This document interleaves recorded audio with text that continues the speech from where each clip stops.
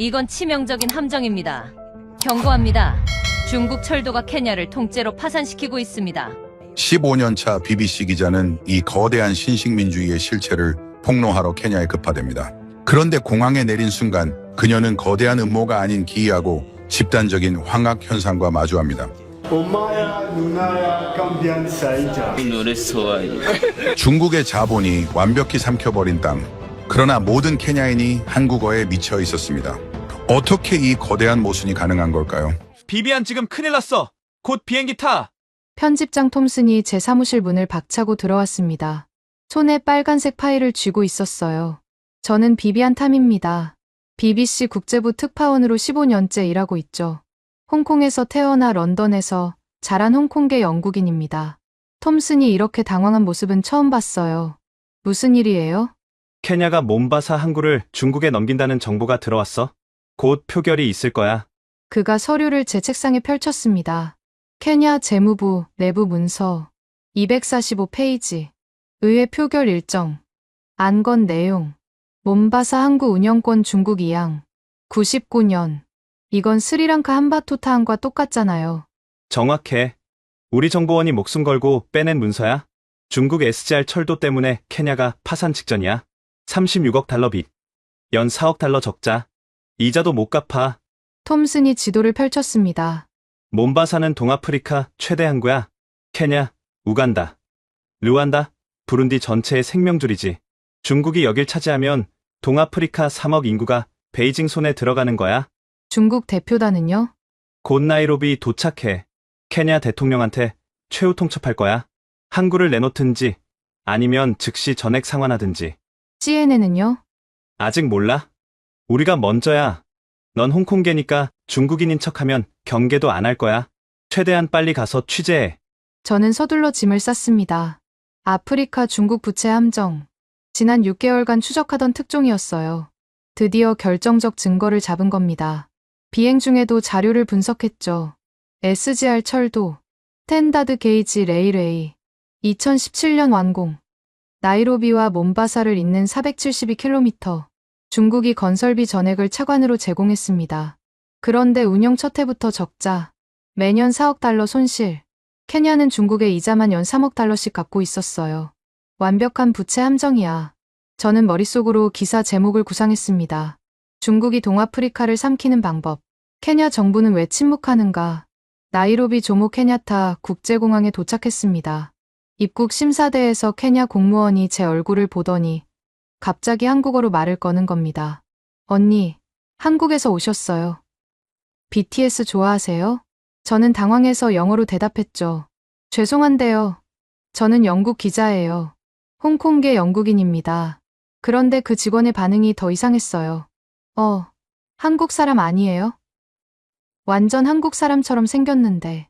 요즘 동양 사람은 거의 다 한국 사람이에요. 뭐라고요? 중국 대표단이 곧 도착한다는데 왜 한국 이야기가 나오죠? 수화물을 찾으러 가는 동안에도 이상한 일이 계속됐습니다. 공항 직원 4명이 연달아 저한테 한국어로 말을 걸었어요. 언니, 사진 같이 찍어주세요. 한국 화장품 추천해주세요. K-드라마 새 시즌 나왔어요. 저는 매번 저 한국인 아니에요라고 설명해야 했습니다. 그들의 얼굴엔 실망감이 역력했어요. 이게 대체 무슨 상황이죠? 중국이 36억 달러를 쏟아부은 나라에서 왜 한국어가 들리는 거예요? 공항을 빠져나와 택시를 탔습니다. 40대 중반 케냐인 기사가 백미러로 저를 보더니 한국어로 인사합니다. 안녕하세요. 한국 사람 맞죠? 어디 가세요? 저 한국인 아니에요. 영국 기자고요. 중국 SGR 철도 취재하러 왔어요. 순간 택시 기사가 코웃음을 쳤습니다. 중국 철도요? 그거요? 케냐 사람 아무도 안 타요. 텅 비었어요. 요즘은 다 한국이에요. 무슨 소리죠? 중국이 36억 달러나 투자했는데요. 투자가 아니라 빚이죠. 우리 딸 콘자에서 한국어 배워요. 한국어 못하면 엔지니어 못 돼요. 삼성, LG, 현대 다 한국 회사잖아요. 우리나라 제일 좋은 직장이 다 한국이에요. 제 심장이 멈춘 것 같았습니다. 중국 항구 이항을 취재하러 왔는데 케냐에선 중국이 아니라 한국 이야기만 나오고 있었어요. 택시가 시내로 들어서자 더 충격적인 광경이 펼쳐졌습니다. 택시가 시내로 들어서자 저는 할 말을 잃었습니다. 거리 곳곳에 한글 간판이 넘쳐났어요. 강남 치킨, 부산 커피, 서울 스타일 헤어샵, 제주 김밥, 중국어 간판을 찾기가 더 힘들 정도였습니다. 기사님, 이게 대체 어떻게 된 거예요? 중국 철도가 있는데 왜 한국 간판만 보이죠? 택시 기사가 한숨을 쉬었습니다. 중국은 우리한테 빚만 줬어요. 철도 지었다고 하는데 케냐 사람은 12%밖에 고용 안 했어요. 전부 중국에서 노동자 데려왔죠. 우리는 빚만 지고 기술은 하나도 못 배웠어요. 그럼 한국은요? 한국은 달라요. 삼성 공장 직원 3,200명 중에 케냐 사람이 98%예요. 월급도 중국 회사보다 3배 높고요. 제일 중요한 건 기술을 가르쳐줘요. 우리 딸도 삼성 들어가려고 한국어 배우는 거예요. 저는 노트북을 꺼내 메모하기 시작했습니다. 뭔가 크게 잘못됐어요. 제가 알던 스토리와 완전히 달랐습니다. 호텔에 도착해서 체크인하는데 프론트 직원이 또 저를 보고 눈을 반짝이며 한국어로 말했어요. 어머, 한국 손님이세요? 저 드라마 이태원 클라스 보고 한국어 공부 시작했어요. 제 발음 어때요? 저는 한국인이 아니에요. 홍콩계 영국인이고 기자예요. 그러자 직원이 진짜로 당황한 표정을 지었습니다. 네. 그럼 누가 한국인이에요? 우리 호텔에 한국 손님 정말 많이 오는데 언니가 제일 한국 사람 같은데요. 그때 옆에 있던 다른 직원이 끼어들었어요. 맞아요. 요즘 우리나라 사람들도 다 한국 사람처럼 입고 한국 사람처럼 화장하고 한국말 쓰니까 구분이 안 돼요. 그런데 진짜 한국 사람 아니에요. 저는 그날 하루 동안 무려 12번이나 한국인으로 오해받았습니다. 카페에서, 식당에서, 편의점에서, 심지어 거리를 걷다가 모르는 사람이 저한테 와서 한국어로 길을 물어보기도 했어요. 저녁에 호텔방으로 돌아와서 런던 본사에 첫 리포트를 보냈습니다. 톰슨, 상황이 제 예상과 완전히 다릅니다. 이 도시는 한국어가 제2공용어가 된 것 같아요. 사람들은 동양인을 보면 무조건 한국인이라고 생각합니다. 중국 철도는 아무도 타지 않고 중국 기업들은 평판이 최악입니다. 도대체 어떻게 이런 일이 가능한지, 왜 중국도 영국도 아닌 한국인지 철저히 조사하겠습니다. 그리고 저는 깨달았습니다. 이건 단순한 케이팝 열풍이 아니었어요. 한 나라가 자발적으로 다른 나라의 언어와 기술을 선택한 역사상 유례없는 현상이었습니다. 그런데 왜 아무도 이걸 보도하지 않은 걸까요? 시간이 없었습니다. 저는 즉시 현장 취재에 나섰습니다. 다음 날 아침 저는 나이로비 외곽에 있는 콘자 테크노폴리스를 찾았습니다. 케냐 정부가 야심차게 건설한 첨단 기술 도시라고 들었어요. 차로 1시간을 달려 도착한 그곳은 제 예상을 완전히 뒤엎었습니다. 입구부터 충격이었어요. 거대한 환영 간판에 스와힐리어와 함께 한글이 나란히 적혀 있었습니다. 콘자 테크노폴리스에 오신 것을 환영합니다. 그 밑에 작은 글씨로 영어가 있었고 중국어는 아예 없었어요. 안내 데스크에서 방문증을 받는데 젊은 케냐 여성 직원이 저를 보더니 또 한국어로 말했습니다. 언니, 어느 회사 방문이세요? 저는 이제 포기하고 영어로 답했어요. 저는 BBC 기자입니다. 이곳을 취재하고 싶은데요. 아, 외국 기자시군요. 잠시만요. 그녀가 전화를 걸더니 누군가와 스와힐리어로 대화했습니다. 그리고 5분 후 30대 초반으로 보이는 케냐 남성이 나타났어요.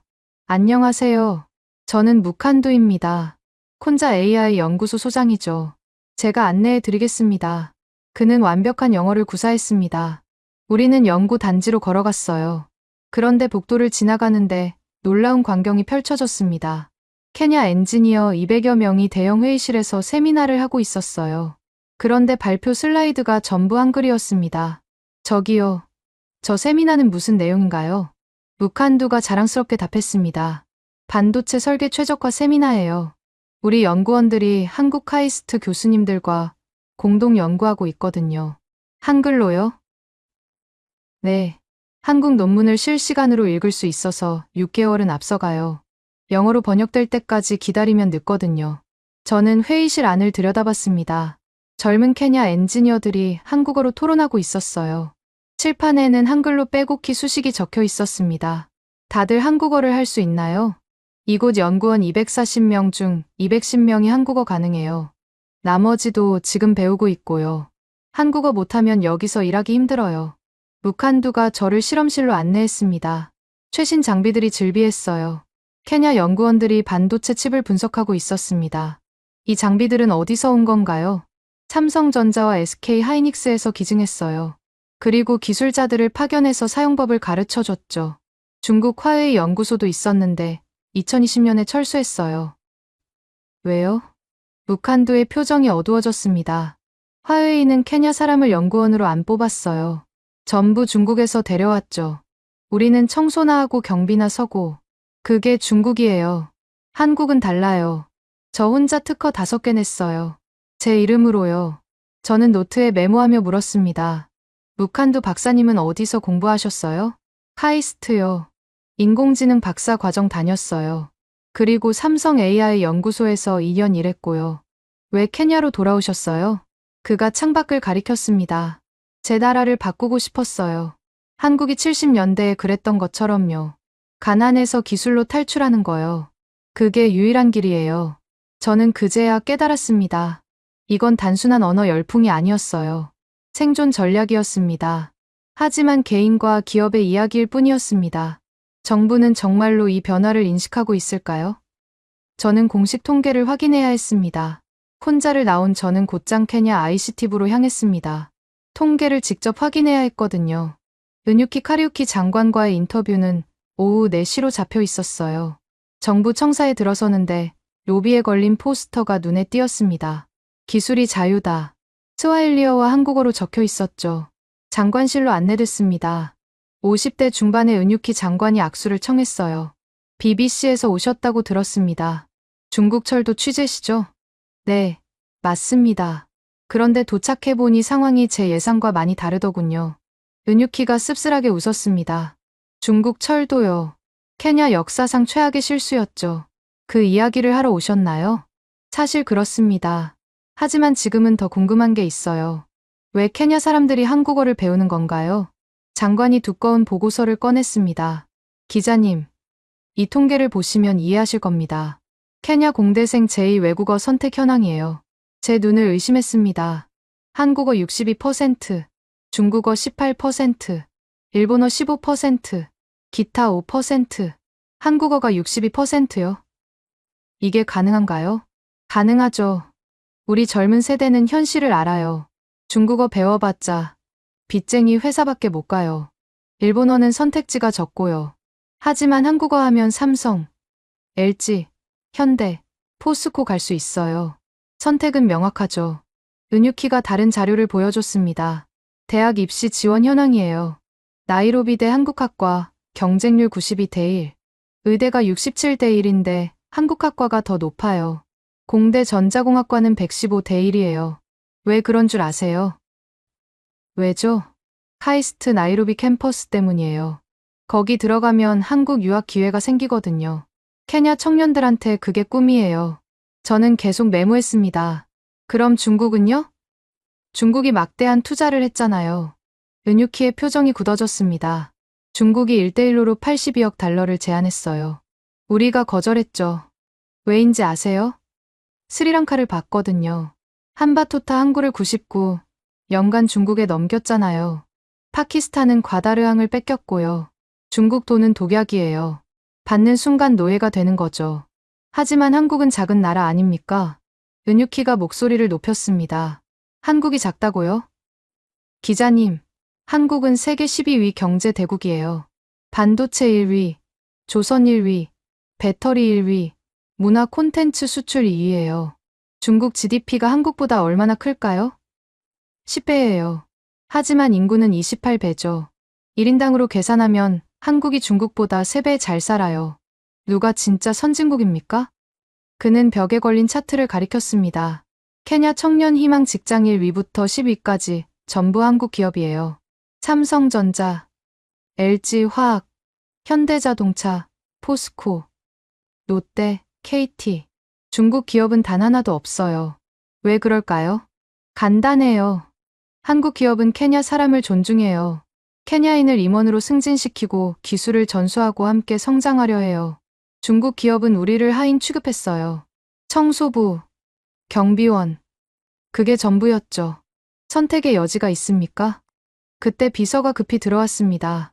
장관님, 중국 상무부 대표단이 대통령궁에 도착했습니다. 은유키가 시계를 봤습니다. 예정보다 이 시간 빨리 왔네요.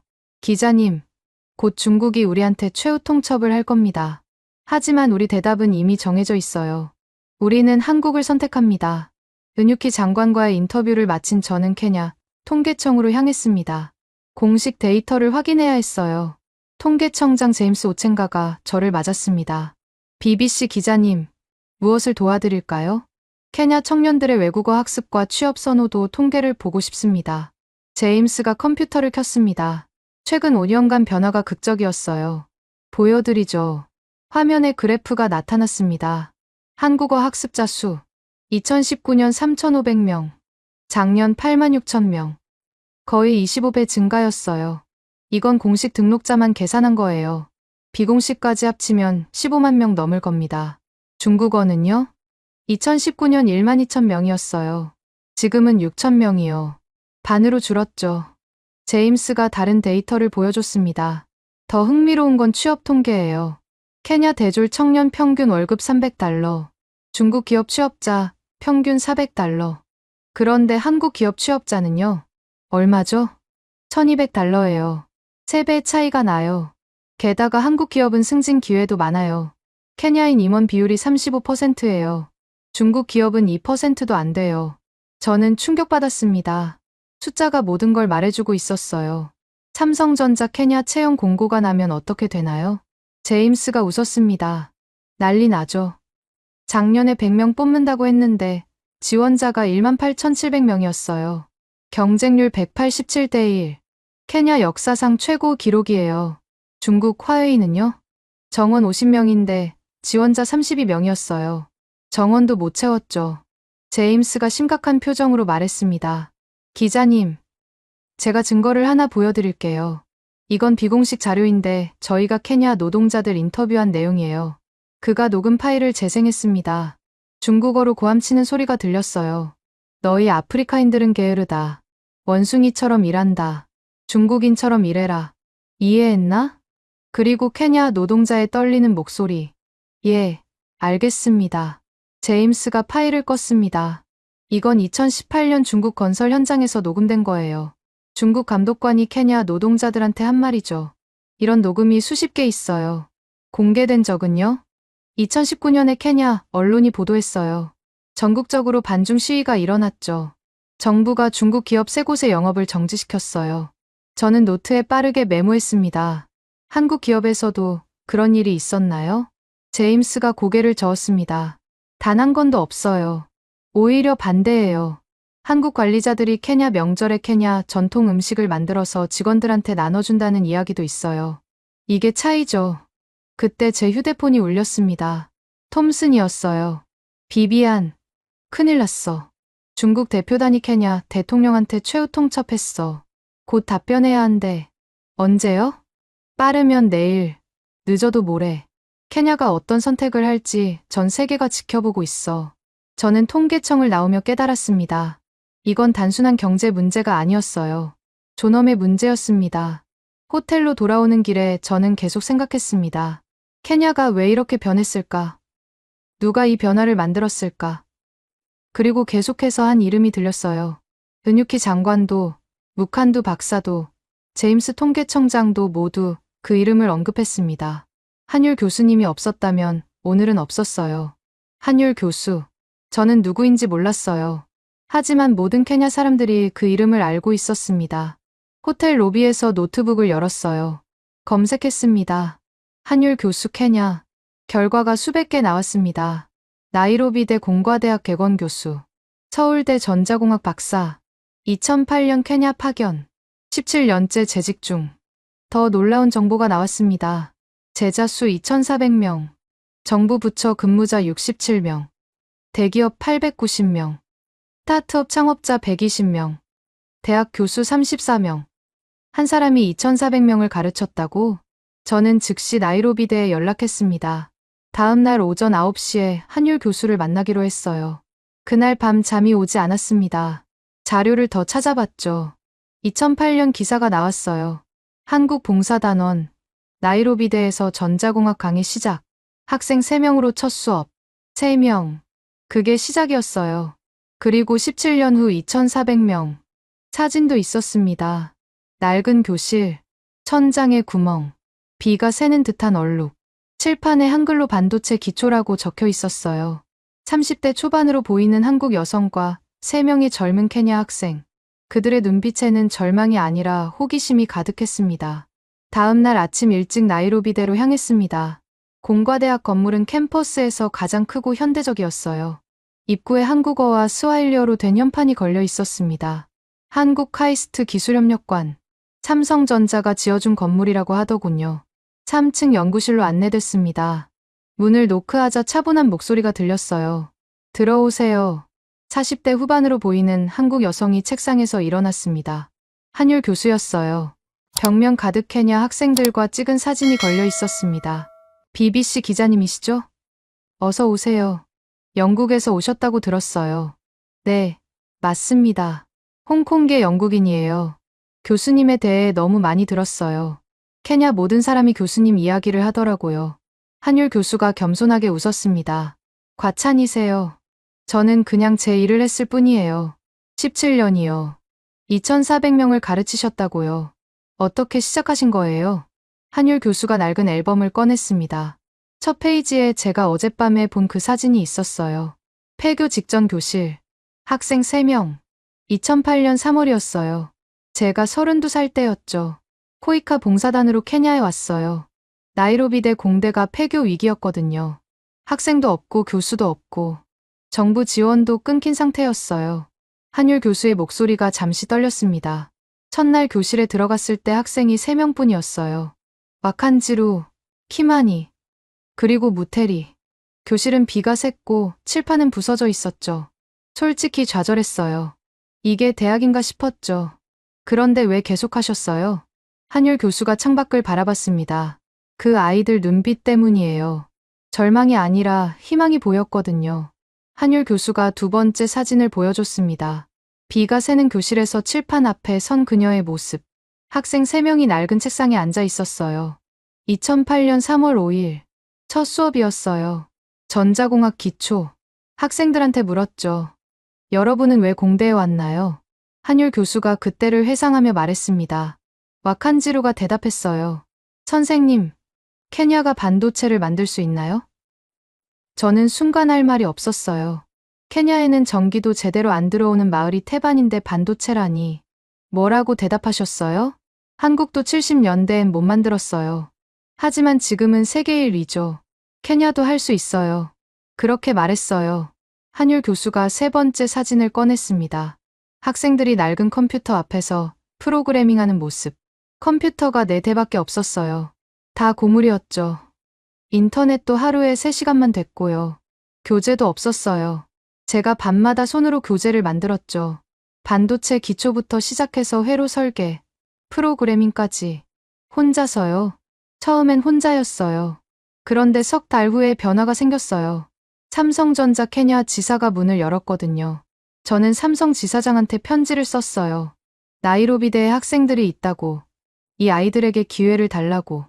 한율 교수가 네 번째 사진을 보여줬습니다. 삼성 로고가 붙은 새 컴퓨터 20대. 지사장님이 직접 오셨어요. 교실 상태를 보시더니 말씀하셨죠. 삼성이 돕겠습니다. 일주일 후 새 컴퓨터 20대가 왔어요. 그리고 삼성 엔지니어 2분이 매주 와서 특강을 해주셨어요. 저는 메모하며 물었습니다. 그때 학생들 반응은 어땠나요? 와칸지루가 울었어요. 태어나서 처음 만져보는 새 컴퓨터였대요. 키마니는 삼성 엔지니어한테 질문을 100개는 했어요. 어떻게 하면 삼성에 들어갈 수 있냐고.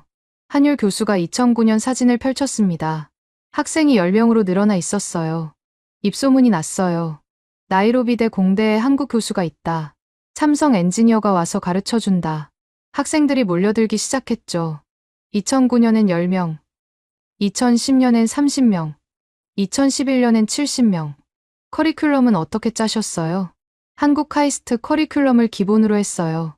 하지만 중요한 게 하나 더 있었어요. 실습이었죠. 이론만 배워서는 취업이 안 돼요.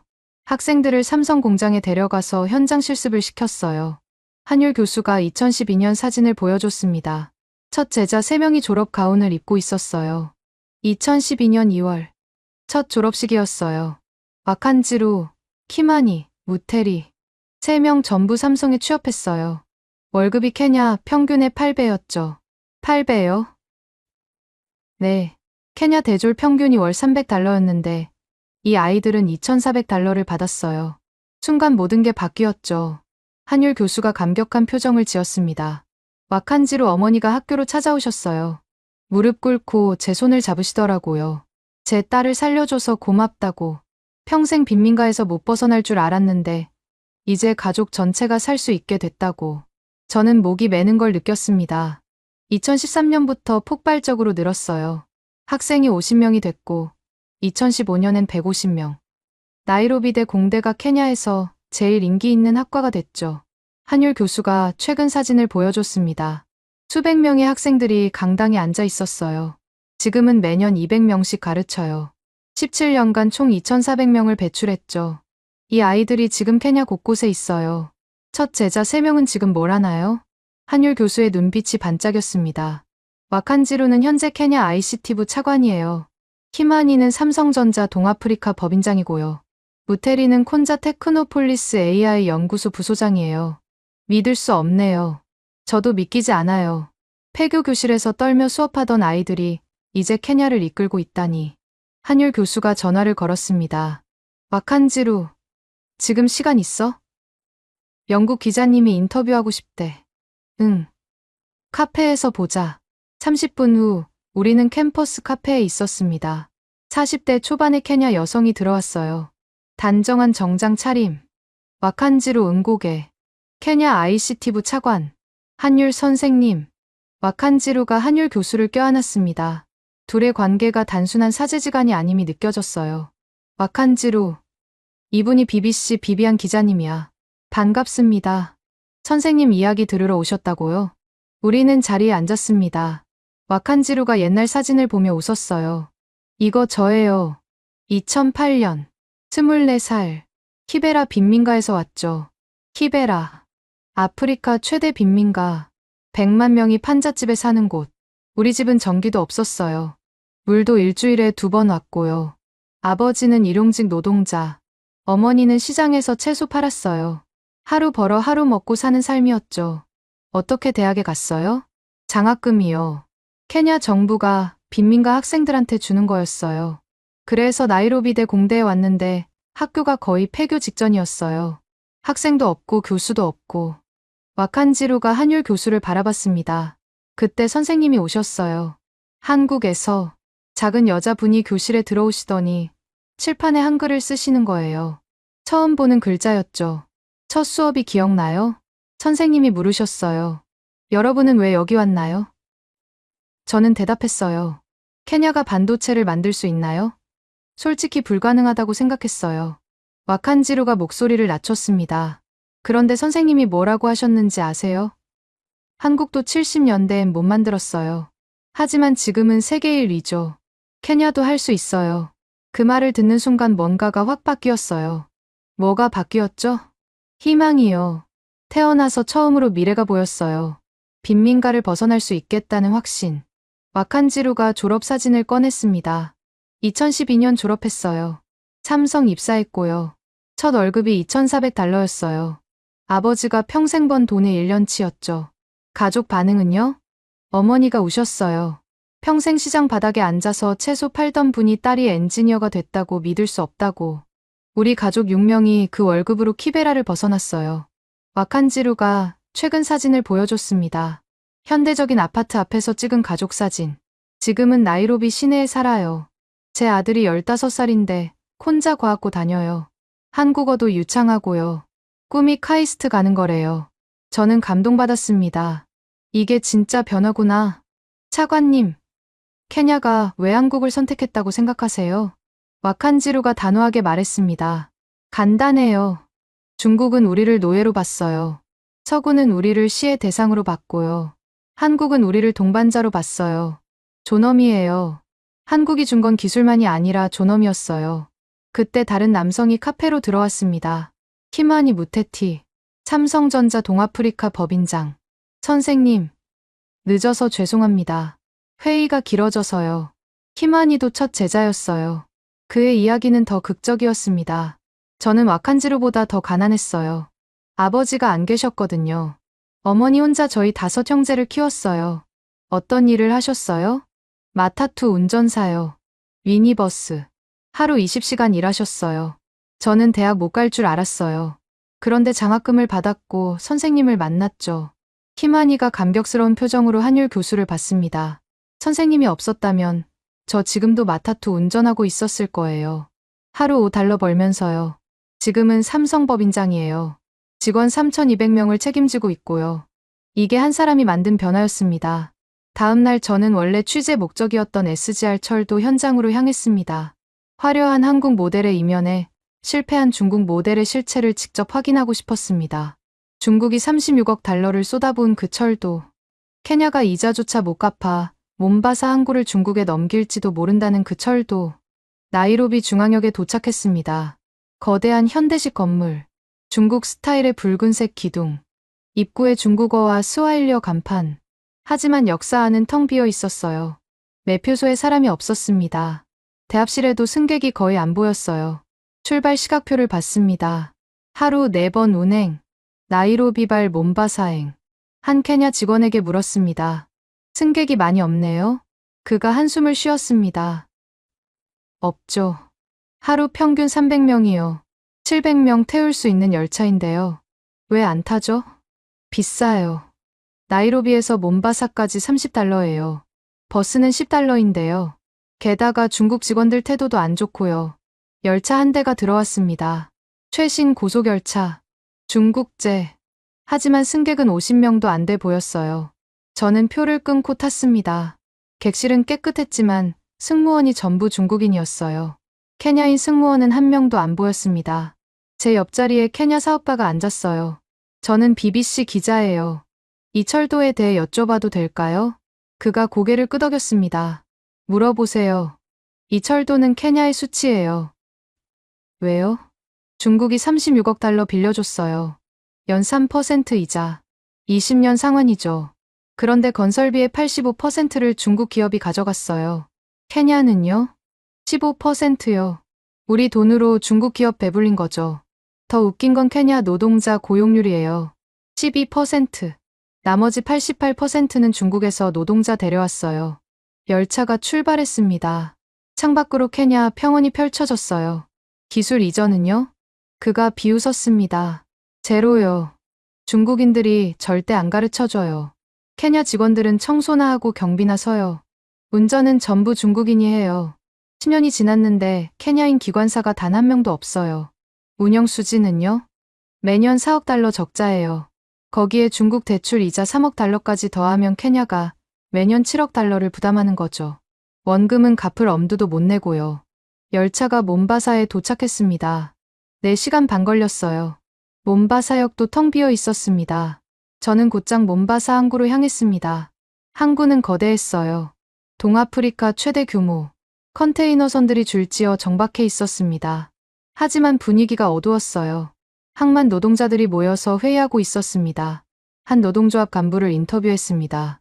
중국 대표단이 정부한테 최후 통첩했다는 소식 들으셨어요? 그가 고개를 끄덕였습니다. 들었어요.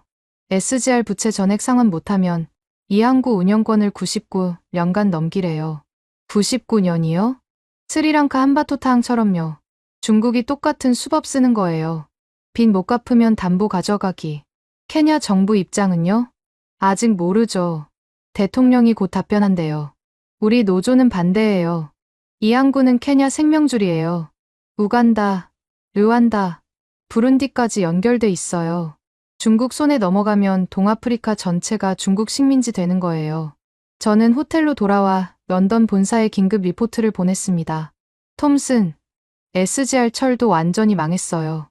하루 승객 300명. 연 7억 달러 부담. 케냐인 고용 12%. 기술 이전 제로. 완벽한 부채 함정이에요. 곧 정부 답변이 나온대요. 톰슨의 답장이 왔습니다. 잘했어. 그런데 한국 이야기는 어떻게 된 거야? 내가 보낸 중간 보고 봤는데 케냐가 한국을 선택했다고? 네, 상황이 복잡해요. 중국 철도는 망했지만 한국 기업들은 대성공이에요. 케냐 청년들이 중국어 버리고 한국어 배우고 있어요. 그게 연결된 건가? 그런 것 같아요. 케냐가 중국 모델을 거부하고 한국 모델을 선택한 거예요. 저는 케냐 대통령의 결정이 궁금했습니다. 다음 날 저는 케냐 경제연구소를 찾았습니다. 소장 파트릭 음왕기가 중국 대 한국 투자 비교 데이터를 보여줬어요. 중국 투자 총액 82억 달러, 한국 투자 총액 28억 달러. 하지만 일자리 창출은 정반대였습니다. 중국 1만 2천 개, 한국 3만 8천 개. 그때 톰슨한테서 긴급 메시지가 왔습니다. 비비안, 우리 정보원이 케냐 정부 극비 문서 입수했어. 한국하고 비밀 협정 있대. 히토류 관련된 거래야. 이거 엄청 큰 거야. 저는 심장이 뛰었습니다. 히토류, 현대 산업의 쌀, 반도체, 배터리, 스마트폰 다 히토류 없으면 못 만들어요. 그리고 전 세계 히토류의 70%를 중국이 장악하고 있죠. 호텔 방에서 암호화된 파일을 받았습니다.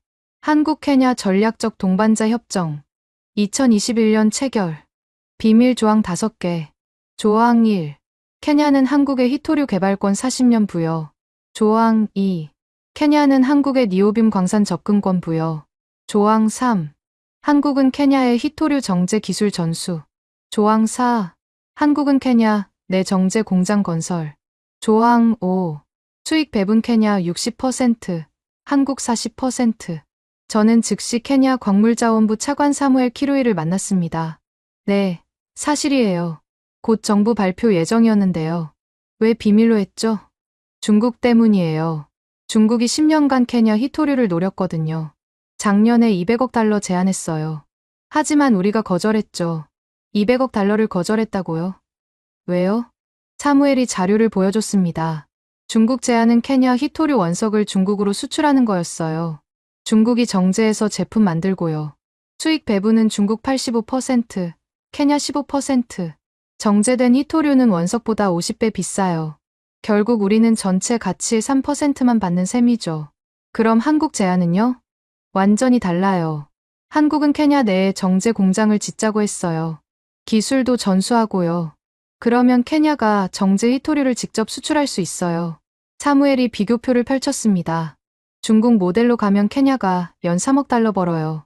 한국 모델로 가면 연 50억 달러 벌고요. 16배 차이죠. 그리고 10년 후면 케냐가 독자적으로 정제 기술 갖게 돼요. 사무엘이 지도를 펼쳤습니다. 한국 모델의 진짜 의미는 이거예요. 케냐가 자원 수출국에서 기술 보유국으로 바뀌는 거죠. 중국 모델은 케냐를 영원히 자원 노예로 만들고요. 지정학적 의미는요? 엄청나죠. 케냐는 동아프리카 관문이에요. 한국이 케냐 통해서 동아프리카 전체로 진출하는 거예요. 중국을 완전히 우회하는 거죠. 사무엘이 추가 문서를 보여줬습니다. 한국이 케냐에 약속한 게 더 있어요. 항만 현대화 30억 달러, 도로 건설 20억 달러, 전력망 구축 15억 달러, 총 65억 달러 투자해요. 저는 깨달았습니다. 이건 단순한 자원 거래가 아니었어요. 21세기 새로운 지정학적 판이 짜지고 있었습니다. 중국 반응은요? 작년에 중국 외교부 장관이 직접 케냐 대통령한테 압박했대요. 한국과의 히토류 협정 파기하면 SGR 부채 전액 탕감하겠다고. 대통령 답변은요? 사무엘이 자랑스럽게 말했습니다. 우리는 기술을 선택한다. 비탕감보다 기술 독립이 더 중요하다. 그렇게 말씀하셨어요. 그날 저녁 나이로비 국제회의장에서 동아프리카 청년 포럼이 열렸습니다. 케냐뿐만 아니라 우간다, 탄자니아, 르완다, 에티오피아에서 600명이 모였어요. 주제는 동아프리카의 미래 파트너는 누구인가. 무칸두 박사가 사회를 맡았어요. 여러분, 오늘 우리는 역사적 선택을 합니다. 우리는 더 이상 원조를 구걸하지 않습니다. 우리는 기술로 자립합니다. 박수가 터졌습니다. 첫 발언자가 나왔어요. 25살 케냐 엔지니어 제임스. 제 아버지는 중국 도로 건설장에서 일했어요. 하루 $2 받았죠. 중국인 감독관이 아버지한테 욕했어요. 게으른 원숭이라고. 저는 삼성에서 월 $1200 받아요. 이게 차이입니다. 장래가 술렁였습니다. 23살 에티오피아 여성 아베바가 일어났어요. 저는 카이스트 나이로비 캠퍼스에서 인공지능 배웠어요. 지금 에티오피아 최초 AI 스타트업 운영해요. 직원 30명이에요. 중국이 우리한테 뭘 가르쳐 줬나요? 빚밖에 없어요. 그때 중국계 케냐인 천웨이가 벌떡 일어났습니다. 잠깐만요. 중국이 SGR 철도 지어줬잖아요. 한국이 철도 지어줬어요? 묵한두가 차분하게 답했습니다. 그 철도 때문에 우리가 36억 달러 빚졌어요. 연 7억 달러 부담. 이게 선물인가요? 저주인가요? 와칸지루 차관이 청중석에서 일어났습니다. 인프라요? 케냐인이 운영도 못하는 인프라요? 10년이 지났는데 케냐인 기관사 한 명도 못 키운 인프라요. 그게 무슨 의미가 있나요? 박수가 터졌습니다. 28살 우간다 남성 에릭이 손을 들었어요. 그래도 영국이 70년간 원조했잖아요. 한국은 고작 10년이에요. 와칸지루가 날카롭게 반박했습니다. 영국은 70년간 케냐를 식민지로 봤어요. 한국은 10년간 케냐를 동반자로 봤죠. 결과가 말해줍니다. 영국 원조로 케냐인 엔지니어 몇 명 나왔나요? 한국 기술 이전으로 2,400명 나왔어요. 장내가 숙연해졌습니다. 26살 케냐 여성 은조키가 떨리는 목소리로 말했어요.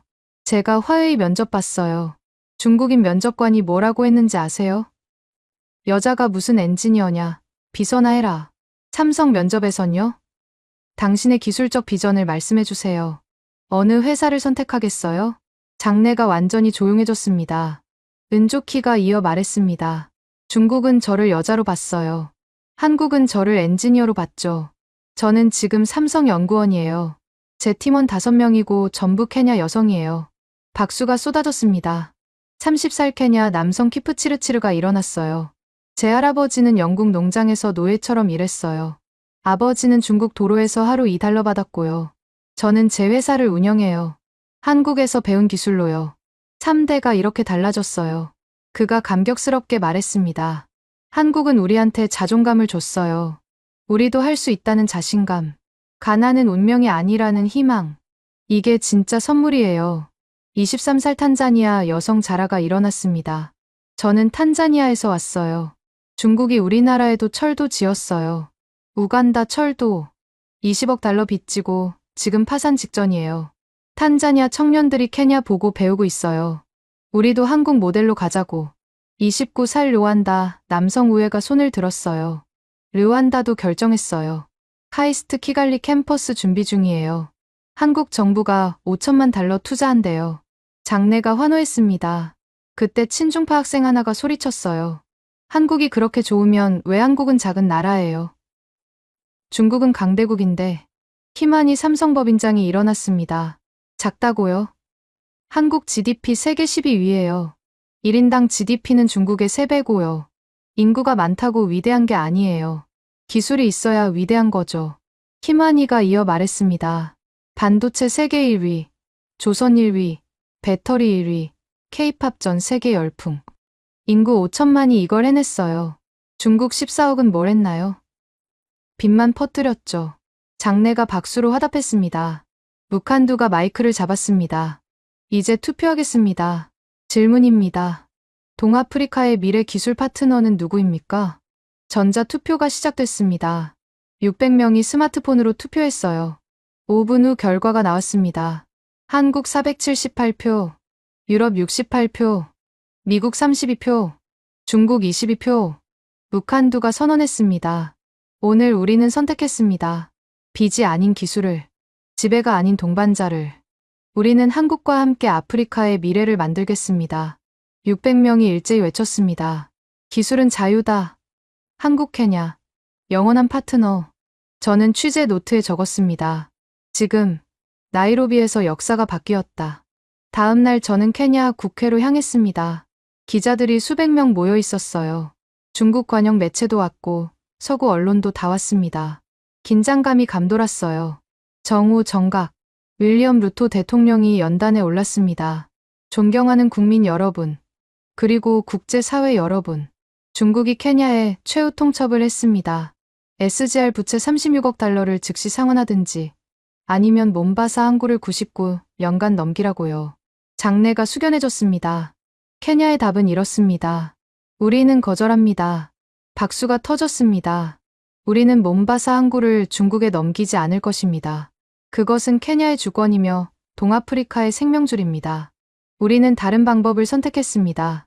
대통령이 서류를 들어보였습니다. 대한민국 정부와 협정을 체결했습니다.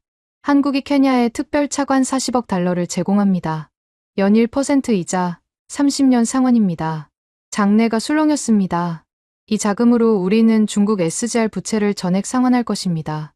그리고 남은 4억 달러로 케냐 자체 철도 운영 시스템을 구축하겠습니다. 한국 기술진이 케냐 엔지니어를 교육할 것입니다. 대통령이 이어 말했습니다. 케냐는 새로운 길을 갑니다. 빚으로 묶이는 길이 아니라 기술로 자립하는 길입니다. 중국 모델이 아니라 한국 모델입니다. 한국 모델이 무엇입니까? 기술 이전입니다. 케냐인 교육입니다. 동등한 파트너십입니다.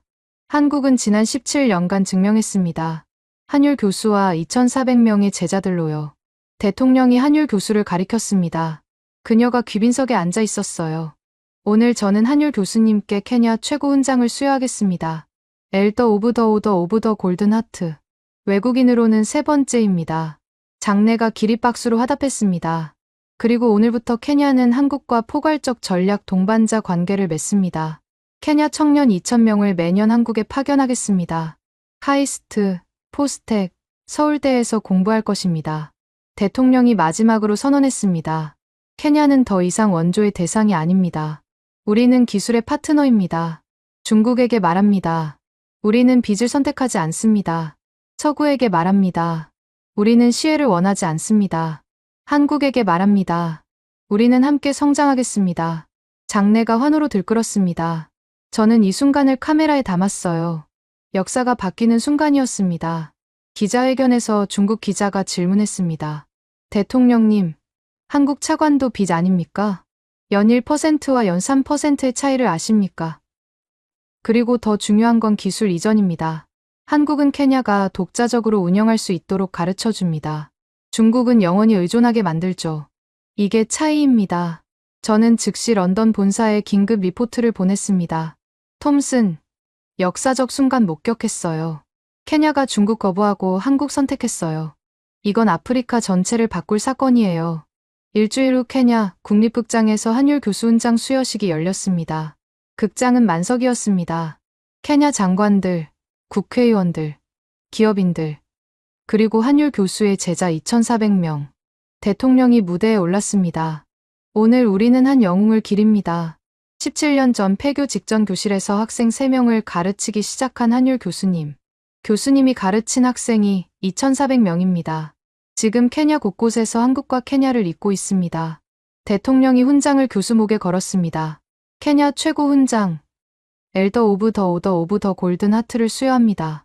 관객들이 환호했습니다. 한율 교수가 눈물을 흘렸어요.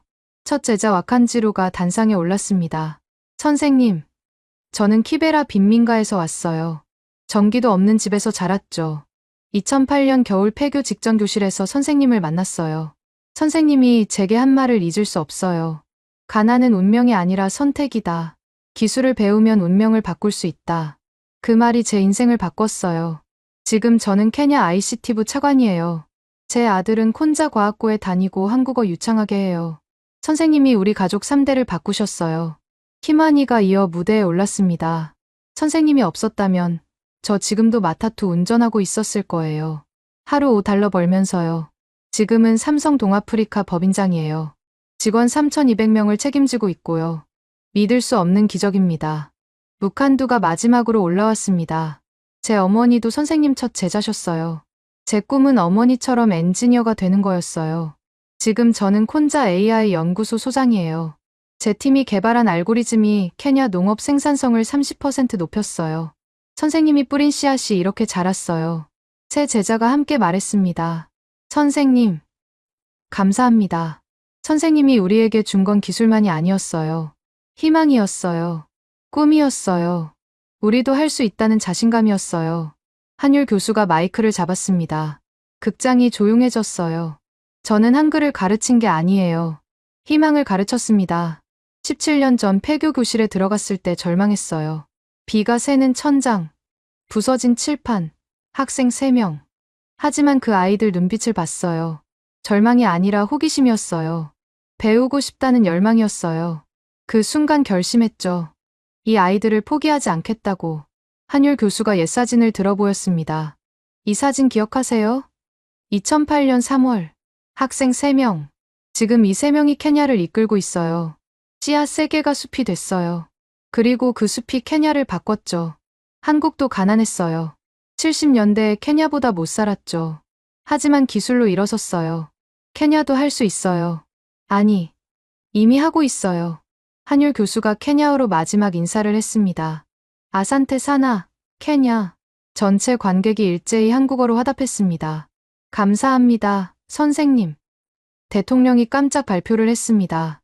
오늘부로 콘자 테크노폴리스 중앙도서관을 한율관으로 명명합니다. 그리고 한율기술재단을 설립합니다. 정부 출연 50억 실링. 매년 200명의 케냐 청년을 한국에 파견하겠습니다. 극장이 환호로 가득 찼습니다. 수여식이 끝나고 저는 한율 교수와 단독 인터뷰를 했습니다. 교수님, 17년을 돌아보면 어떠세요? 씨앗이 숲이 됐어요. 한글 몇 자 가르친 게 한 나라를 바꿨다니 믿기지 않아요. 후회는 없으세요? 단 하나도요. 오히려 감사해요. 케냐가 저를 받아줬고 이 아이들이 저를 믿어줬어요. 한율 교수가 마지막으로 한 말이 잊혀지지 않습니다. 한 사람이 나라를 바꿀 수 있다고 믿지 않았어요. 그런데 바뀌더라고요. 사랑과 헌신이 있다면 불가능은 없어요. 케냐 취재를 마치고 저는 런던으로 돌아왔습니다. BBC 스튜디오에서 특집 다큐멘터리를 준비했어요.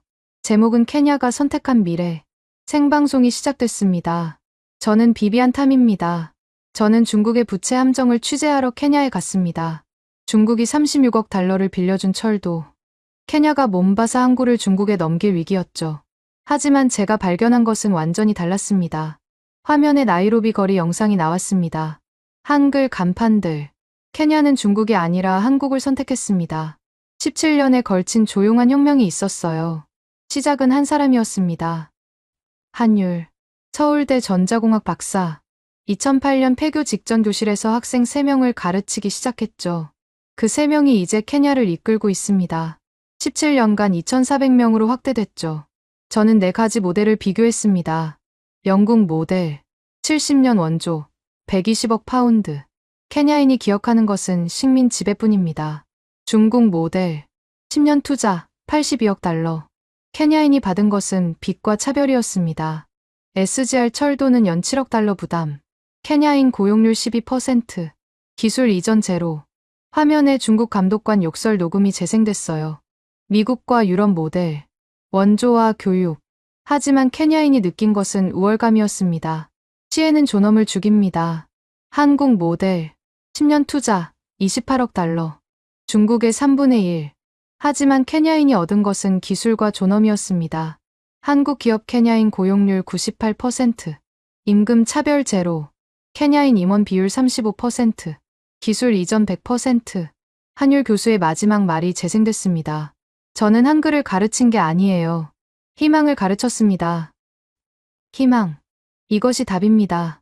중국은 돈을 줬어요. 한국은 희망을 줬죠. 케냐 청년들은 희망을 선택했습니다. 청년 포럼 투표 결과가 화면에 나왔습니다. 케냐 청년 600명이 투표했습니다.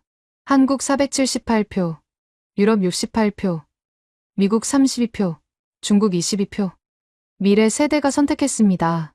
한국은 인구 5천만입니다. 중국은 14억이고요. 하지만 케냐는 한국을 선택했어요. 케냐는 다른 미래를 선택했어요. 그리고 그 선택은 아프리카 전체로 확산되고 있습니다. 우간다가 카이스트 캠퍼스를 준비하고 있어요. 탄자니아가 한국 모델 도입을 검토하고요. 르완다가 한국과 기술협력 협정을 맺었습니다. 방송이 끝나자 엄청난 반응이 왔습니다. 조회수 1,000만 돌파. 케냐 대통령이 트위터에 감사 메시지를 올렸어요. 톰슨이 제 사무실로 왔습니다. 비비안, 대박이야. 우간다 정부에서 연락 왔어. 취재와 달래. 다음 주 저는 후속 기획을 제안했습니다. 아프리카의 조용한 혁명. 한국 모델이 어떻게 대륙을 바꾸고 있는가. 승인됐습니다. 다음 달 우간다로 출발이었어요. 그날 밤 한율 교수한테서 메시지가 왔습니다. 비비안 기자님, 우간다 카이스트 캠퍼스 기공식이 다음 달이래요. 오실 수 있어요? 저는 답장을 보냈습니다. 물론이죠. 혁명의 두 번째 챕터를 취재하겠습니다. 나이로비 공항 출발 전날 저는 마지막으로 케냐를 둘러봤습니다. 한 달 전 처음 왔을 때와는 완전히 다른 느낌이었어요. 이제는 이해했습니다. 케냐가 왜 한국을 선택했는지. 공항 택시 기사가 백미러로 저를 보며 말했습니다. 언니, BBC 다큐 봤어요. 전 세계가 우리 케냐 보고 있어요. 고마워요. 진실을 말해줘서요. 비행기가 이륙했습니다. 케냐가 점점 작아졌어요. 하지만 제 머릿속에는 더 크게 남았습니다. 한율 교수의 마지막 말이 계속 들렸습니다.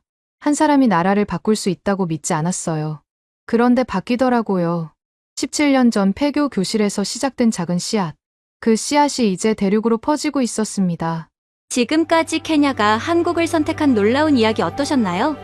17년 전 폐교 교실에서 시작된 한글 수업이 한 나라를 바꾸고 위기 순간마다 보여준 진정성이 절대적 신뢰를 만들어낸 이 이야기가 우리에게 큰 자부심과 희망을 줍니다. 만약 이 이야기에 감동받으셨다면 좋아요와 구독 부탁드립니다. 특히 이 영상을 공유해주세요. 전 세계에 흩어진 우리 동포들과 한국을 사랑하는 모든 분들이 이 놀라운 소프트 파워의 기적을 알 수 있도록 작은 나라도 세계를 바꿀 수 있다는 이 감동적인 증거를 널리 알려주세요. 한국의 진정한 힘은 경제력이나 군사력이 아닌 사람을 키우고 신뢰를 쌓는 데 있었습니다. 기술은 새로운 자유입니다.